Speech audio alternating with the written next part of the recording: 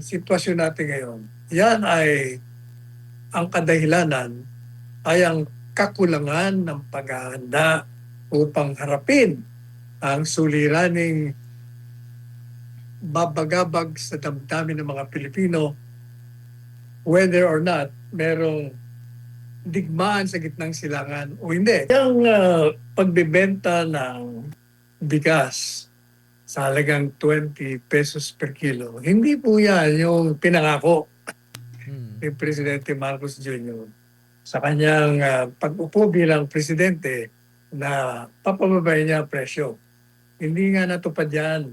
Kaya ginawa nila ng paraan. Ang ginawa nila, binibili na lang nila sa halaga ng market price. Pagkatapos, hindi naman mabibili mo yan ng 17 per kilo. Mas mataas na malayong mataas. Ngayon, yung para ibenta mo ng 20 pesos yan, kasi nakakantsawa na nga siya ng katakot-takot eh. Ang gagawin nila, yung pera ng taong bayan, yun ang idadagdag nila para maibenta sa 20 pesos. Yan ang naging problema dyan. Kasi nangako ka na nangako, hindi mo pala kaya.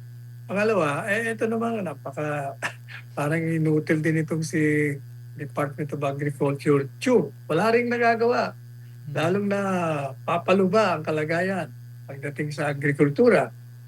Hindi nila napaghandaan lahat yan eh. Yan na, ang madalit sabi, yung sitwasyon natin ngayon, yan ay ang kadahilanan ay ang kakulangan ng paghahanda upang harapin ang suliraning babagabag sa damdamin ng mga Pilipino, whether or not merong digmaan sa gitnang silangan o hindi. Kasi bago pa naman nagkaroon ng digmaan sa gitnang silangan, before the war started in the Middle East, dati na tayo may problema dyan eh.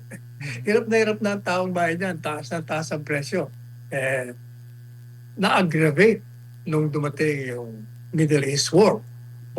Lahat ng yan, puro because of unpreparedness. Walang paghahanda sa sitwasyon na dapat na anticipate na. Dapat nakita nila yun, pero wala eh. Talagang useless nga eh. Naging useless ang gobyerno natin sa parte ng ganitong problema ng bayan.